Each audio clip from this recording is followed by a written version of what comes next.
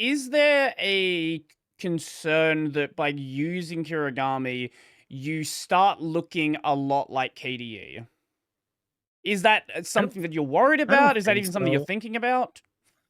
It's something we're thinking about. I don't really even consider it a downside that we use a lot of the same mechanisms because there's a portability factor there Mhm. of if somebody wants to write a theme and it applies to Plasma and Budgie, that's great. Sure. Of course, some stuff will look broken, but it's not going to look as broken as trying to use Adwaita on Budgie Mhm. 10 as it is. But if Union is implemented in the way we expect it to, then I I don't see a reason why we wouldn't be able to build our own dedicated themes and make Budgie look how we want. Mhm, mhm, So I'm not too worried on that front, to be honest. mhm. No, that makes sense. Like my only, you know, there's even some like sort of discussion within KDE about whether people want to use Kirigami or not. Like this is kind of why Union is becoming a thing because you have people that are doing like 5 different ways of building applications, and like Yeah, there, true. there's that you there's plenty of things that can be said about the way that GNOME is handling building applications, but what I can say is that by sort of enforcing the use of libadwaita across their entire stack, it makes things a lot easier. This is like if they want If to it have wasn't successful, they wouldn't have as many applications that have been written in it. yeah, like if they want to have a consistent style, that method of doing things has managed Yep. to do that. Yeah, and I think union. Well, I mean, it's in the name. It's trying to It's unionize. It's trying trying to to. unify all these desperate ways of doing theming Mhm, into one, one ring to rule them all. mhm, mhm. And it seems to be working out great so far. I've So I'm hoping it continues in the direction it is. mhm, I see no reason why it doesn't, mhm. and then hopefully we'll have theming solved. There was I haven't looked recently, but there's even the notion of maybe having it generate GTK themes. I don't Okay. know what apps at this point. You don't really see apps written in GTK 4 only nowadays. I think most people that are writing them are heavy into GNOME and just use libadwaita, Well, which invalidates. I mentioned before the Singularity desktop before we started recording. So there's Yeah. that. There's one thing. Oh, okay. So there's a desktop actually using GDK4. Okay. Yes. Wow. Yeah, it's another sort of a not so secret. I think I might have even mentioned it in our State of the Budgie. But one of the goals with this new org, aside from just providing it a very easy mechanism for people to build their own shells, is to get people off GTK3 Hmm. and not onto 4, but onto this beautiful thing called Qt 6. Hmm. Um, because the more people that are on Qt 6, I think the better, especially given how flexible it is. So it's a little interesting somebody going with GTK4 at this point, especially given the direction they might take GTK5 and requiring more platform libraries. Hmm. And maybe that's perfectly fine for the Singularity folks. I don't know, but It's one not for guy me. working on the project. He basically said why he's doing GTK is he knows GTK. It's this. It's not really clear what the environment's supposed to be right Right. now. It's kind of just Please tell a me. playground to do things. Right. Please tell me he's at least not writing Envala. Don't. All right. As a PSA, if you want to write, I don't care if it's a libadwaita Wow. app. I don't care if it's a GDK4 app. All right. Just save yourself the trouble. Not Vala. All right. It's not well maintained. Go with Rust. Don't go with C. Just go with Rust. All right. Like that's your option. Go with it. You'll make yourself happier. Trust me. I will. I've dealt with GObject-C. I've dealt with Vala. Don't do it, friend. All right. I care about you. Even if I'm throwing shade on GDK, I care about you. Just do it in Rust. I will make sure to That's pass all. the message across. Thank you. Thank you.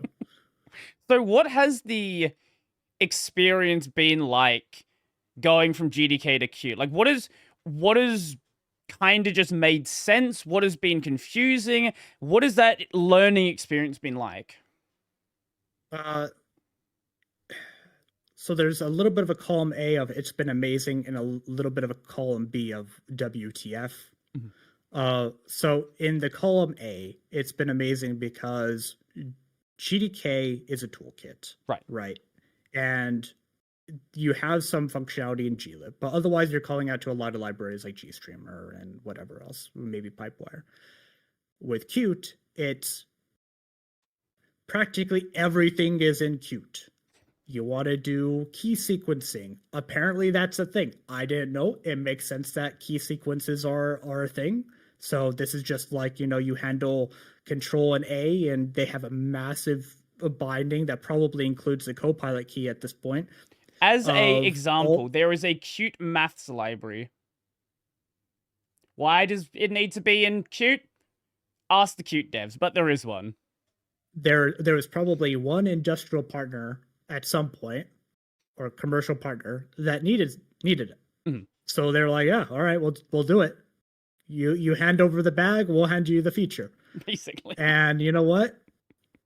More power to them. So I time and time again am surprised by what is supported in Qt, to the point where I will just sort of blanket assume something doesn't, and then get frustrated because I wasted 2 hours implementing something that would have been 4 lines of code in Qt.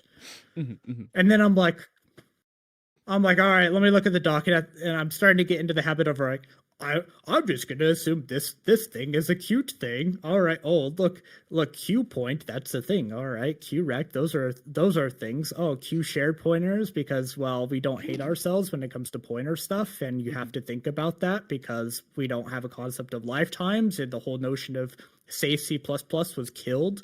So we'll never have even a Rust feeling safer C++. There's just everything's in there. You want to do with UUIDs. For some reason, somebody at Qt wrote a UUID generator and shoved it into Qt. Great. Some business, again, some commercial person probably needed this. So it was implemented. So that's been the biggest enjoyment. Even though it's like sometimes a little frustrating to go down a rabbit hole, you end up out the other side with code that looks way cleaner, way more robust, and in my experience with Budgie desktop services, compared to when it was just sort of quote unquote stock C++, which I know there's different versions from across all the 20 years of C++. Well, more than 20 years. Oh, we good? But in my experience, yeah, we're good. I just heard Discord. Maybe it was on my side. Okay. Whatever. Doesn't matter. Aussie internet. My Discord never makes noise. I don't know what that was. So fine. All right. Anyway, go on. No worries. So back to the tangent. At this point, I'm just in the habit of assuming something is cute, and in general, I've had the experience of my code is more robust and safer as a result. On the flip side, I don't understand QML. It looks brain dead simple, but I come from the era where like everything is the Qt widget way of implementing things, and my brain hurts from Qt. Like, it is a brain dead simple syntax, but when you start getting the nuance of it, it supports a lot of complex features, and also integration with C++, because you can add like QML singleton types and effectively have backends that are C++. That is a completely different way of thinking, and it's going to take some getting used to for me. That's going to be a struggle, but fortunately, Evan has written BlueJ in QML. BlueJ being a Bluetooth management application. So I could always fall back to him, and I could always fall back to the KDE rooms as well. There's always helpful people there that are always willing to call out when I'm doing something dumb. And I'm grateful. I'm grateful. Well, I asked for it, right? Like when you came into my stream, I'm like, man, you had the opportunity to throw more shade at how long it took for. I'm disappointed in you. So when I go into a KDE room, I'm like, listen, this code sucks. All right, I know it. You know it. Everybody knows it. Let's just make it not suck. How do? And they are some of the most helpful bunches with that. So I'm really grateful to them. But QML has been the biggest pain point so far. But we are very early on. I'm sure the next time we talk, I'll have a laundry list of all the things that I hate about Qt, and how I wish I probably wrote it in like Iced or Slint or something. But so far, I'm in the what is the frickin' term for it? For new adopters of a technology. You're in like a it's not like Goldilocks zone, but it's I know. I don't remember the term. I don't know what you're talking about. Somebody throw in the comments. Sure. I'll be grateful for it. Yeah, thank you. Ice would have been Ice is a weird choice, and it's kind of weird to me that Cosmic went with it. Not because it's bad, but because the Ice developer is incredibly honest that it's a personal project.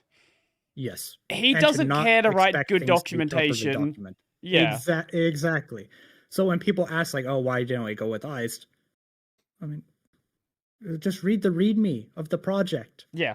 Like it's like, and I'm not throwing shade. Like I think what the Cosmic people have done is absolutely fantastic. I'm glad it exists.